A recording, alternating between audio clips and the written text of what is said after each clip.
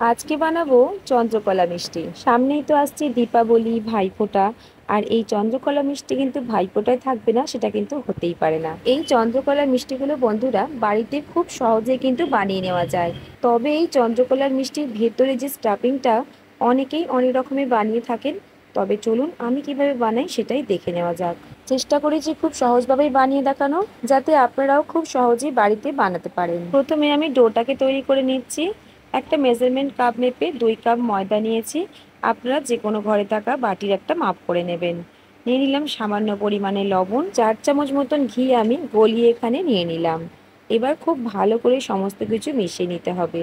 ভালো করে মিশিয়ে নেওয়ার পরে অবশ্যই ময়দাটাকে মুঠো করে দেখে নিতে হবে যে কতটা ভালোভাবে ময়নটা দেওয়া হয়েছে। দেখবেন মুঠোর মধ্যে নিয়ে আস্তে করে চাপ দিলে খুব সুন্দরভাবে ভেঙে যাচ্ছে। তাহলেই জানবেন ময়ন দেওয়াটা খুব সুন্দরভাবেই হয়েছে। এবার অল্প অল্প করে নর্মাল রুম টেম্পারেচারে রাখা জল দিয়ে আমি ডোটাকে মেখে নিচ্ছি। এখানে ডোটা কিন্তু একটু শক্ত করেই মেখে নিতে হবে।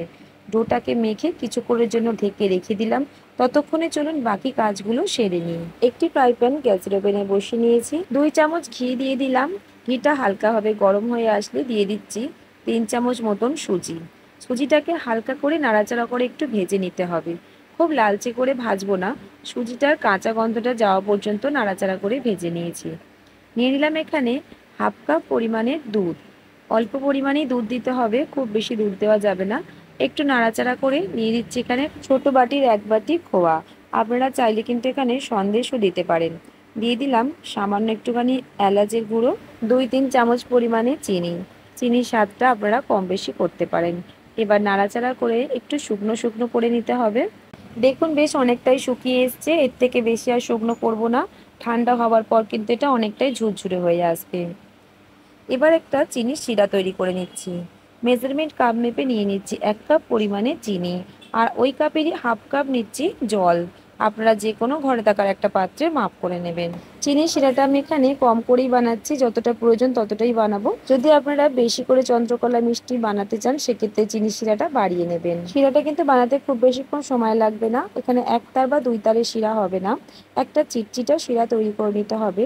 সামান্য একটু ইয়েলো ফুড কালার দিলাম যাতে কালারটা ভালো আসে। এটা সম্পূর্ণ অপশনাল, আপনারা কিন্তু নাও দিতে পারেন। দেখুন এখানে একটা চিটচিটা শিরা তৈরি হয়ে গেছে। শিরাটা কিন্তু ঠান্ডা হওয়ার পর অনেকটাই আঠালো হয়ে আসবে, তাই খুব বেশিক্ষণ আর ফুটিয়ে নিলাম না। এদিকে ডোটা দেখুন বেশ ভালোভাবে সফট হয়ে গেছে। আবারও একবার হাতে করে মেখে নিয়েছি। আর এর থেকে আমি ছোট ছোট করে লেচি তৈরি করে নিয়েছি। এই চন্দ্রকলা মিষ্টিগুলো বন্ধুরা আমি একটু ছোট সাইজেরই বানাচ্ছি। দোকানে কিন্তু দেখবেন অনেকটাই বড় করে বানানো হয়। আপনারা কিন্তু ঘরে একটু ছোট করেই বানাবেন, তাতে দেখতে কিন্তু বেশ ভালো লাগবে। ছোট ছোট লেচি করে নিয়েছি। প্রথমে এই দুটো লেচিকে আমি একইভাবে বেলে নিচ্ছি।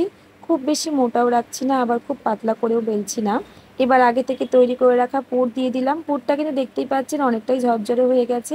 একটু বেশি করেই পুর দিলাম, তাহলে খেতে বেশ ভালো লাগবে। চারিদিকে একটু জল লাগিয়ে দিলাম আর উপর থেকে আবারও একটা বেলে নেওয়া লেচি এইভাবে দিয়ে ভালো করে আঙুলের সাহায্যে একটু আটকে দিচ্ছি।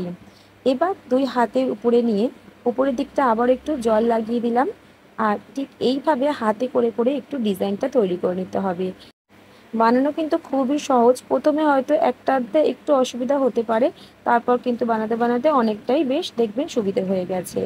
বন্ধুরা আমার আজকের এই চন্দ্রকলা মিষ্টির রেসিপিটি যদি আপনাদের ভালো লেগে থাকে অবশ্যই একটা লাইক করে দেবেন। আর আপনারা কে কোথা থেকে আমার এই ভিডিওটি দেখছেন অবশ্যই কমেন্ট করে জানাবেন। আপনাদের একটা কমেন্ট কিন্তু অনেকটাই আমাকে মোটিভেট করে পরবর্তী রেসিপি বানাতে। আর চাইলে কিন্তু আপনারা এই রেসিপিটি আপনাদের বন্ধুদের সাথে শেয়ারও করতে পারেন। দেখুন কত সুন্দরভাবে একটা চন্দ্রকলা মিষ্টি বানানো হয়ে গেছে। একইভাবে সবগুলো বানিয়ে নিয়েছি। তবে বন্ধুরা এইখানে ভিডিওটা আমি কিছুটা স্কিপ করে গেছি, কোনো রকমভাবে আমার ক্যামেরাটা অন হয়নি। যাই হোক গে, এইভাবে কিন্তু সবগুলো বানিয়ে নেবার পর একেবারে লো ফ্লেমে হালকা করে তেলটা গরম করে নেবার পর একে একে চন্দ্রকলা মিষ্টিগুলোকে আমি ভেজে নিচ্ছি। প্রথমে আমি 3টে দিয়ে ভাজছি, যেহেতু জায়গাটা খুব বেশি বড় না। আপনারা কিন্তু ছড়ানো পাত্রের মধ্যে ভাজবেন, তাহলে অনেকগুলো করেই ভেজে নেওয়া যাবে। চন্দ্রকলা মিষ্টিগুলোকে ভাজবার জন্য কিন্তু একেবারে গ্যাসের আঁচটা লো টু মিডিয়াম করেই ভাজতে হবে। একটু সময় নিয়ে ভাজতে দেখবেন মিষ্টিগুলো খুব সুন্দরভাবে ক্রিস্পি তৈরি হচ্ছে। ঠিক এইভাবে লাল লাল করে একটু ভেজে নিতে হবে, একটু সময় নিয়েই ভাজতে হবে।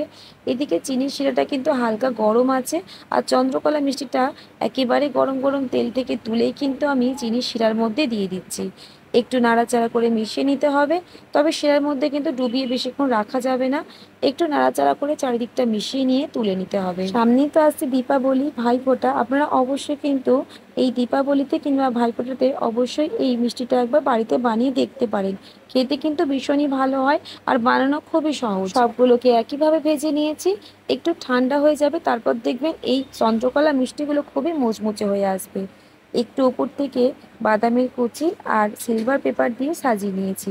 আমার আজকের এই চন্দ্রকলা মিষ্টির রেসিপিটি আপনাদের কেমন লাগলো অবশ্যই কমেন্ট করে জানাবেন। আপনি যদি আমার চ্যানেলে নতুন বন্ধু হয়ে থাকেন, চ্যানেলটিকে সাবস্ক্রাইব করে নেবেন। ফেসবুক পেজ থেকে দেখলে পেজটিকে অবশ্যই ফলো করে নেবেন। আজকের মতন তাহলে আসি, আবারও দেখা হচ্ছে অন্য কোনো রেসিপি নিয়ে। ভালো থাকবেন, সুস্থ থাকবেন।